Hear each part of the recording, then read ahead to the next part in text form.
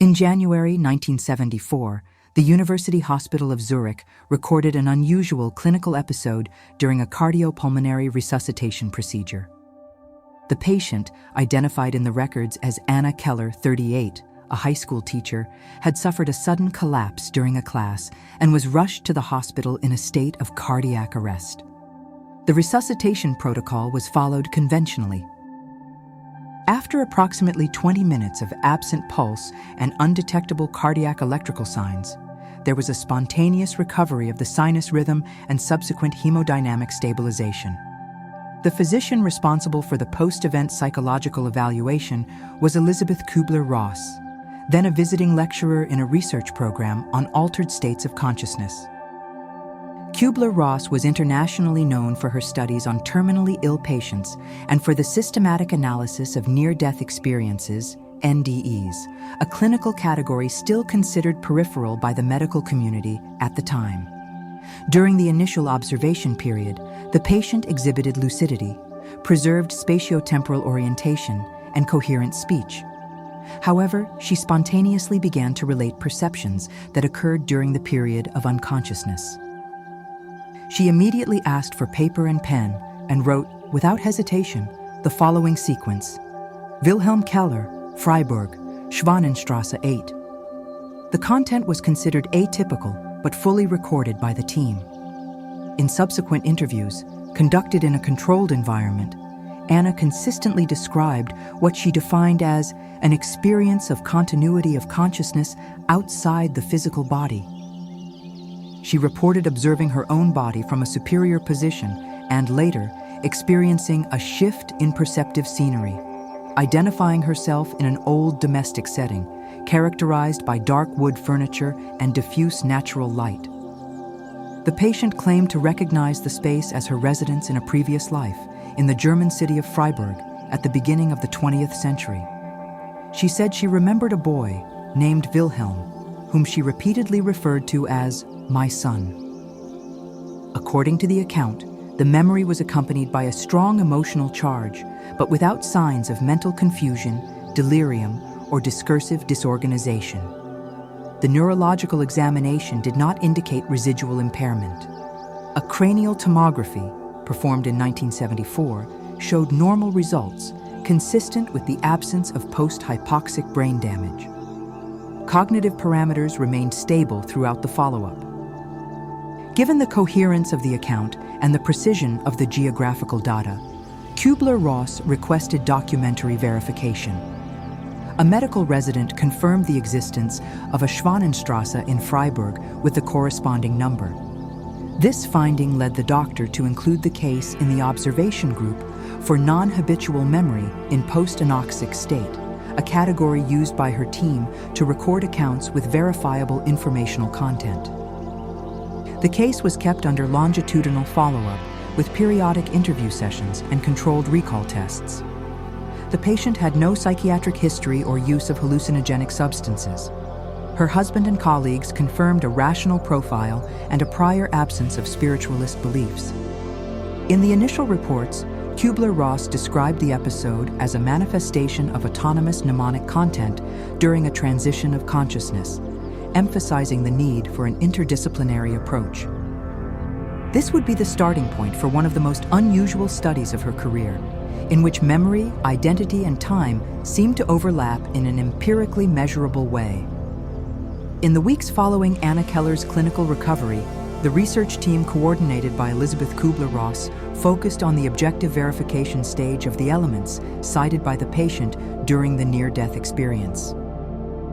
The procedure was conducted similarly to that used in studies of anomalous memory and dissociative recollections, prioritizing documentary analysis and the elimination of subjective biases. The first point to be confirmed was the address spontaneously indicated by the patient, Schwanenstrasse 8, Freiburg, Germany. The team requested, through official correspondence, cadastral verification with the Freiburg Urban Registration Department. The response confirmed the existence of the street and the number mentioned, with historical occupation records dating back to 1907. The property had been renovated in 1952 and remained inhabited. Next, the name cited, Wilhelm Keller, was investigated. Municipal archives contained the registration of an individual with that name, born in 1909 and residing until the 1930s at the same address reported by the patient. According to the data, the boy's father had died during the First World War, and the mother was listed as having died in 1918 from pulmonary complications. This detail drew the team's attention because it coincided with the historical period described by Anna in her spontaneous accounts. When informed of the confirmation, the patient reacted with apparent serenity. In a subsequent interview, she claimed to remember the texture of the curtains in the house and the sound of the cathedral bells on Sundays, details later confirmed as characteristic of the central Freiburg area at that time. Kübler-Ross recorded that the patient showed neither euphoria nor an intention to convince. She presented collaborative behavior and a stable emotional tone. The team then decided to proceed to an additional stage, determining whether the individual identified as Wilhelm Keller was still alive. With the aid of Social Security records and contact with local authorities, it was verified that Wilhelm Keller, born in 1909, was still residing in the region, now aged 65. The information was treated with complete confidentiality and only communicated to the patient after ethical review by the hospital committee. Kübler-Ross, true to empirical methodology, warned that no meeting should be promoted without a prior assessment of psychological impact. The hypothesis of confabulation or indirectly acquired memory was still under consideration. However, the exact correlation between names, address, and family ties exceeded, according to the 1975 report, the threshold of casual coincidence expected under normal circumstances. In March 1975, the doctor traveled to Freiburg accompanied by two colleagues, a clinical psychologist and a research assistant, to conduct interviews and photographic surveys. The objective was to confront the patient with visual elements without anticipating information in order to observe spontaneous cognitive and emotional reactions. During the preparation for this visit, Kübler-Ross noted in a field note, "The patient demonstrates recognition of verifiable facts without prior exposure.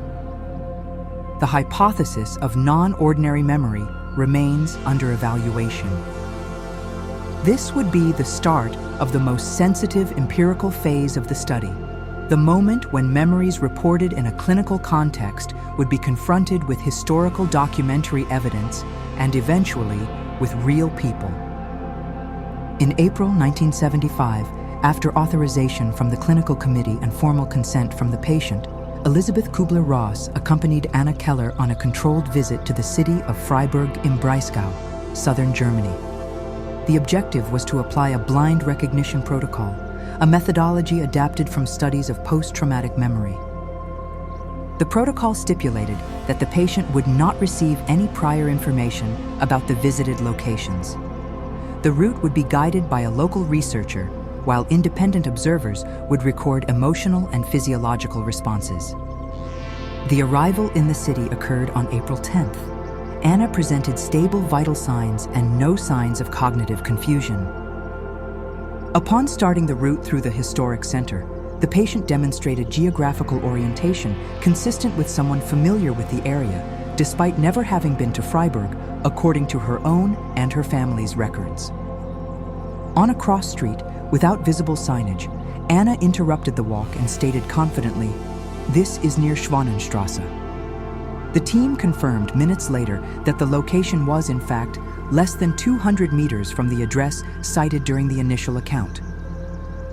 Upon approaching house number 8, the patient showed an increase in heart rate and a slight change in dermal conductance, monitored by portable sensors.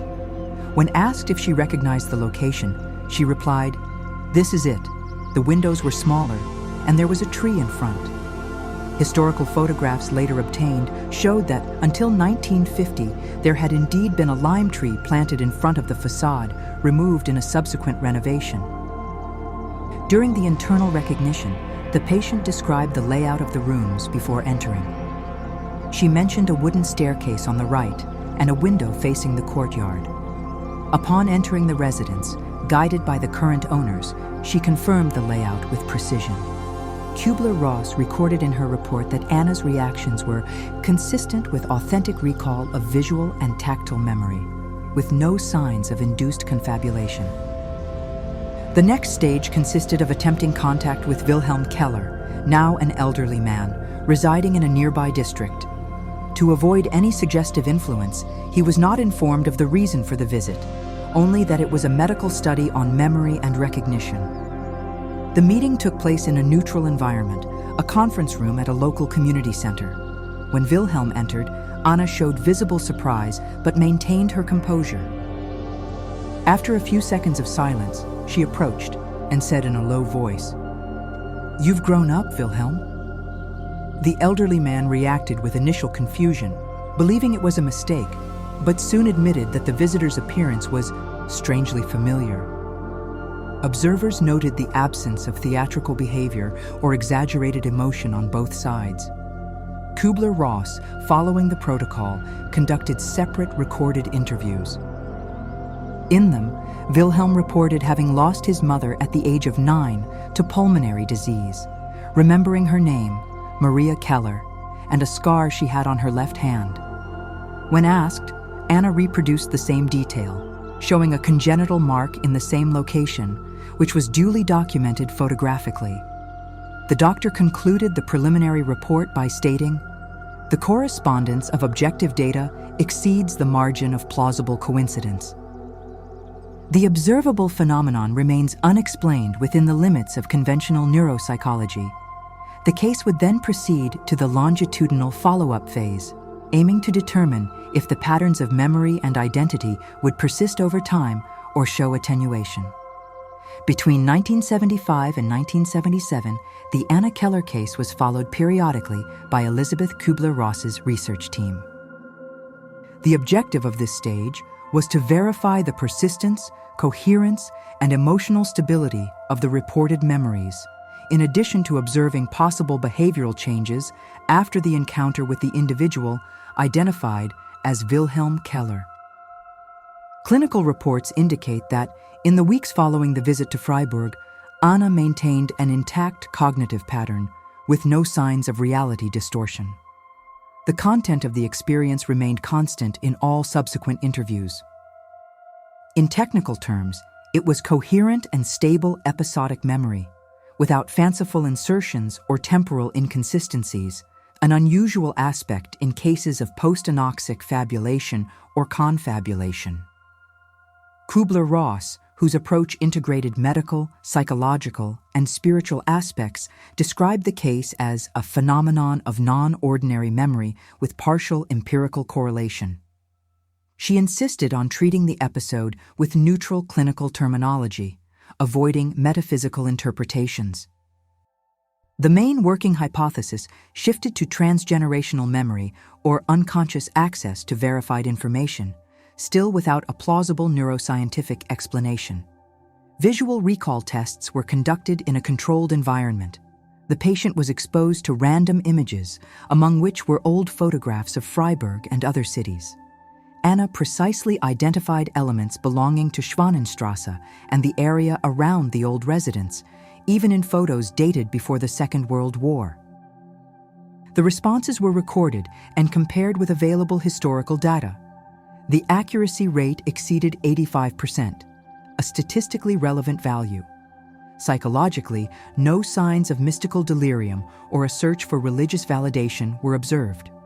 On the contrary, Anna expressed discomfort with the public interest generated by the case and requested confidentiality.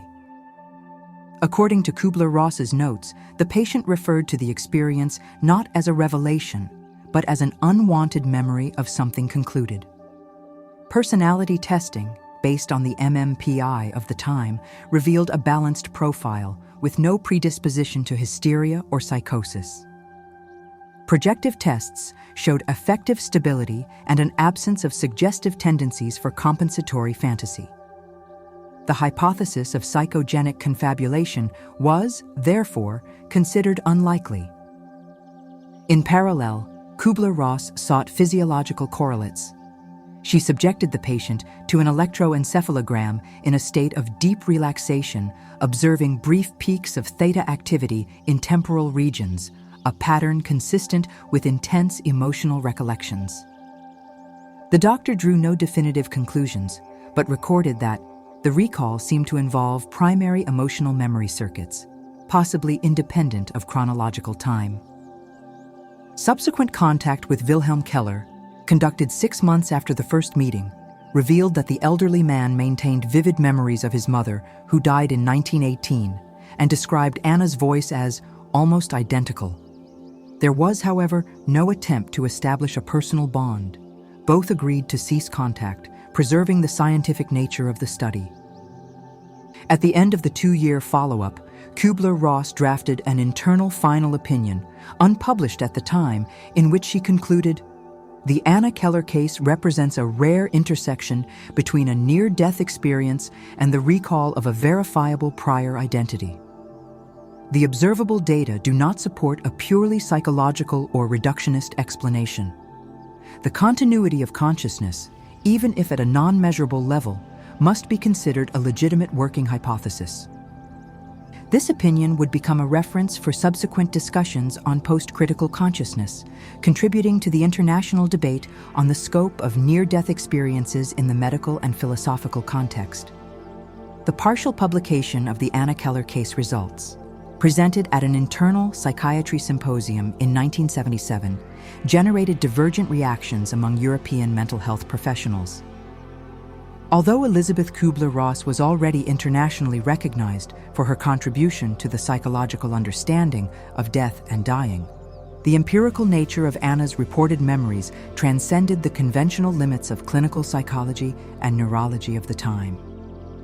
In the reports submitted for peer review, Kübler-Ross used strictly descriptive terminology, avoiding any reference to reincarnation or past life. The document described the phenomenon as non-contextualized memory with verifiable historical content and an absence of apparent cognitive basis. This choice of language aimed to allow academic debate without resorting to metaphysical interpretations, which could make scientific discussion unviable. Among the reviewers, the Swiss neurologist, Dr. Hans Meyer, highlighted the statistical improbability of the coincidence between the data mentioned by the patient and the civil records of Freiburg, considering the margin of error to be less than 0.1%.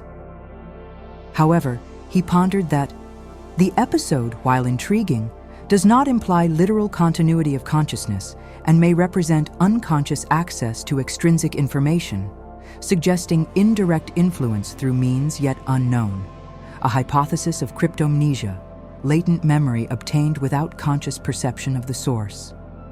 Other researchers, especially those linked to the emerging area of memory neuropsychology, questioned the verification methodology.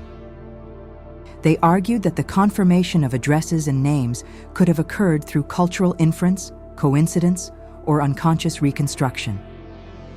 Kübler-Ross responded with the complete documentation of the recorded interviews, the blind protocols, and the physiological records of recognition, emphasizing that the patient had no prior contact with any verifiable element before the near-death experience. In the medical press, the case received brief and cautious mentions. Journals such as Schweizerische Medizinische Wochenschrift and Archiv für Psychiatrie reproduced summarized excerpts of the study, classifying it as a rare example of empirical correlation in a near-death experience. The fact that Kübler-Ross chose not to disclose the real names preserved the ethical nature of the investigation, but complicated replicability, a factor that prevented definitive conclusions. The debate, however, brought important methodological repercussions. The Max Planck Institute for Cognitive Neuroscience in Munich cited the case when proposing new protocols for evaluating memory outside the state of full wakefulness. And the concept of expanded consciousness, previously marginal, began to be treated with greater caution in German-language academic publications. Kübler-Ross, when interviewed by colleagues about the impact of the episode on her convictions, maintained a neutral stance. She declared, "Medicine must observe, record, and describe. Interpretation belongs to a field for which we may not yet have a language to name. The Anna Keller case thus became an inflection point, not for offering proof of the continuity of consciousness, but for forcing medicine to recognize that certain human experiences challenge the limits of existing explanatory models. From 1978 onwards, Kübler-Ross joined an international research group on altered states alongside professionals from the United States, Germany, and Switzerland. The Freiburg case remained one of the central examples for discussion on the interface between biology, memory, and identity. Between 1978 and 1982, Elizabeth Kübler-Ross began publicly discussing the clinical implications of near-death experiences, NDEs, integrating the results of the Anna Keller case into a broader review of consciousness and identity. Although she remained faithful to the scientific method, she recognized that strictly biomedical parameters were insufficient to explain certain observable phenomena. In lectures at the University of Chicago and the European Society of Thanatology, Kübler-Ross began to use the term continuity of consciousness descriptively, without metaphysical attribution.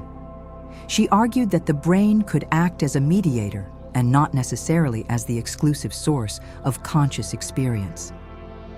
This proposition, considered unorthodox at the time, stemmed from the clinical observation of cases where mnemonic content emerged under physiological conditions incompatible with full cortical activity, such as in prolonged post-anoxic states.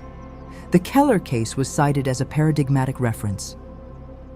In her subsequent reports, Kübler-Ross noted that the maintenance of autobiographical coherence after the temporary cessation of cerebral functions suggests that memory can operate at levels not yet described by neuroscience. This formulation did not imply a spiritual affirmation, but proposed a new field of investigation, the study of non-localized memories. Clinically, the doctor maintained periodic contact with Anna until 1981. The patient led a stable life, without cognitive or psychiatric alterations. However, she reported significant changes in her perception of time and identity. According to interview records, "I don't feel like there were two lives. There is only one line of consciousness that went through interruptions, not beginnings and ends." Kübler-Ross recorded the statement without interpretive comment, limiting herself to classifying it as a phenomenological expression of existential continuity. The researcher highlighted the absence of dissociative traits or delusions of grandeur, symptoms common in fanciful constructions. In the academic field, the case began to be discussed alongside the studies of Raymond Moody and Bruce Grayson, American researchers who were, in parallel, analyzing recurring patterns in NDEs. However, while Moody emphasized the spiritual aspects, Kübler-Ross insisted on empirical neutrality. For her, the investigation should remain within observational limits. Identify the phenomenon, record, compare, and let inferences emerge from the coherence of the data, not from belief. Between 1980 and 1982, she published several articles correlating the Keller case with 12 other similar episodes, albeit with a lesser degree of verifiability. She observed that, in over 70% of the cases, patients presented memories with a narrative structure, but without a known biographical substrate. Only 2, including Anna's, contained verifiable historical data. The doctor reinforced that, regardless of the explanation, the phenomenon had clinical value. Patients returned from these experiences with greater emotional stability, reduced anxiety about death, and a strengthened sense of existence. For Kübler-Ross, this constituted a relevant therapeutic outcome, worthy of integration into palliative care programs. At the end of 1982, she summarized her position at a conference at the Vienna University Hospital. The goal is not to prove the survival of consciousness, but to understand that the near-death experience can be a real, measurable, and potentially transformative cognitive process. The Keller case, kept anonymous in all publications, remained an example of observational rigor combined with epistemological openness, a model of how medicine can deal with phenomena that transcend, but do not contradict, its own methodology. From 1983 onwards, the Anna Keller case became a discrete yet constant point of reference in international discussions about near-death experiences, NDEs. Although never disclosed with real names, as required by the ethical requirement imposed by Kübler-Ross, the complete clinical account was presented under the technical title of Case AK-74, Post-Anoxic Memory with Historical Correlation, at a Thanatology Congress held in Boston. The presentation, led by the Swiss doctor's direct collaborators, attracted the attention of researchers from North American and European universities interested in replicating the results. The main methodological contribution was the introduction of the concept of controlled blind field recognition, used for the first time in a structured way in Freiburg. This protocol, adapted from experimental psychology techniques, became a reference for subsequent studies by Raymond Moody, Bruce Grayson, and Kenneth Ring. The report meticulously described the process of controlling variables, absence of prior information to the patient, independent validation of historical data, and physiological monitoring during the recognitions. This approach gave the case a degree of credibility rare in research on subjective phenomena. In the United States, the study was incorporated into the discussions of the International Association for Near-Death Studies, IANDS, founded in 1981, and served as a basis for creating clinical observation protocols in university hospitals. The term non-localizable memory, used by Kübler-Ross, was replaced in American articles by non-contextualized memory, a more neutral expression that allowed for scientific discussion without spiritual connotation. The repercussion also reached the field of neurology. Researchers at the University of Virginia Health System, where Ian Stevenson was developing studies on memories of past lives, recognized the structural similarity between the two types of accounts, those from children with spontaneous memories and those from adults after NDEs. However, the Keller case remained unique in bringing together both elements: an altered state experience followed by a verifiable historical recollection. Kübler-Ross maintained a cautious stance regarding public interest. In 1984, correspondence directed to colleagues at Stanford University, she wrote, "The value of this case is not in confirming theories, but in forcing us to consider that human consciousness may have dimensions not yet mapped by physiology." In 1985, the Institute of Medical Psychology in Zurich published a methodological review of the study, classifying it as an example of borderline investigation with unusual observational rigor. The review highlighted the ethical balance of the work: respect for the privacy of the subjects, use of objective measurements, and absence of interpretive extrapolations. In the scientific community, the case provoked debates about the criteria for evidence in subjective phenomena. Classical neuroscience, focused on cerebral correlations, was challenged to explain how a detailed and verifiable memory could emerge after a period of measurable cortical inactivity. No satisfactory explanation was presented, but the episode encouraged the emergence of new lines of research on residual consciousness and extracorporeal perception. From a clinical point of view, the repercussion had an indirect effect. It reinforced the importance of accepting the reports of patients who underwent NDEs without automatically labeling them as delusions. This principle would be incorporated into palliative care manuals and hospital psychological practice, especially in the United States and West Germany. By the end of the 1980s, Kübler-Ross's name became associated not only with the medicine of dying, but also with the frontier of consciousness study. The Anna Keller case remained archived as a restricted document, but circulated among specialized researchers as a classic example of a borderline phenomenon with a partial empirical basis. In 1989, 15 years after the initial event, Elizabeth Kübler-Ross revisited her clinical archives to prepare a synthesis on the psychological implications of near-death experiences, NDEs. Among the reports analyzed, the AK-74 case, Anna Keller, remained the most complete and methodologically controlled.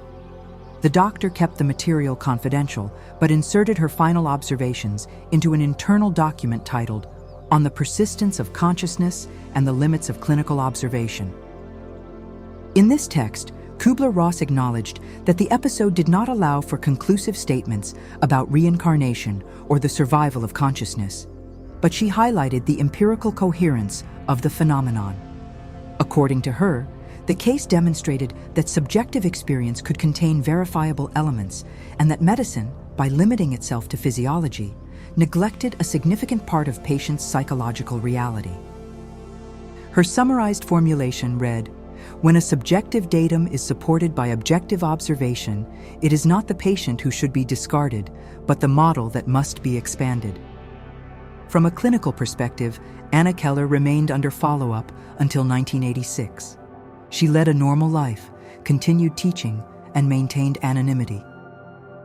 According to the last recorded notes, she reported an absence of psychological symptoms and stated that she had lost her fear of death.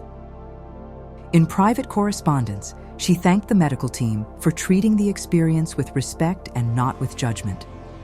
Kübler-Ross observed that the case produced spontaneous therapeutic effects. The patient showed greater emotional stability and empathy, patterns already documented in individuals with NDEs, but, in Anna's case, without signs of escaping reality. In a closing report, the doctor wrote, "The experience altered not only the patient's perception, but also the team's understanding of the limits between biography and consciousness." The clinical material suggests that identity can present functional continuity even when the physical structure temporarily ceases. In the academic scenario, the case was revisited in discussions on thanatology and consciousness psychology during the 1990s. Researchers cited it as an example of a hybrid phenomenon in which an NDE triggers verifiable memories of a distinct historical context. Even without proof of a causal mechanism, the record became a reference in the literature on the neurophenomenology of consciousness, an emerging area that seeks to correlate subjective experience with physiological data. Kübler-Ross ended her active career in 1995, maintaining a prudent stance regarding the Keller case. In later interviews, she merely declared, "There are events that do not fit into medical categories. This does not make them illusory. It only indicates that our language is still incomplete." After her death in 2004, part of her archives was donated to the Zurich Medical Library. Among them, the Freiburg dossier was catalogued as "Case of Post-Anoxic Memory with Verifiable Data," remaining accessible to researchers under ethical restriction. The episode continued to be studied, not as proof of reincarnation, but as a clinical testimony to cognitive continuity under extreme conditions. For contemporary medicine, it symbolizes the border between empirical observation and mystery, the point where science recognizes that there are still phenomena whose explanation depends on new paradigms. Today, upon revisiting Kübler-Ross's legacy, the Anna Keller case remains an example of scientific rigor and humility. A doctor who, faced with an event impossible to ignore, chose to record it without distorting it, allowing the story to speak for itself. The Freiburg case does not offer definitive conclusions, but it invites science, psychology, and humanity itself to expand the fundamental question that always guided Kübler-Ross. What really happens to consciousness when life, for a few moments, seems to cease?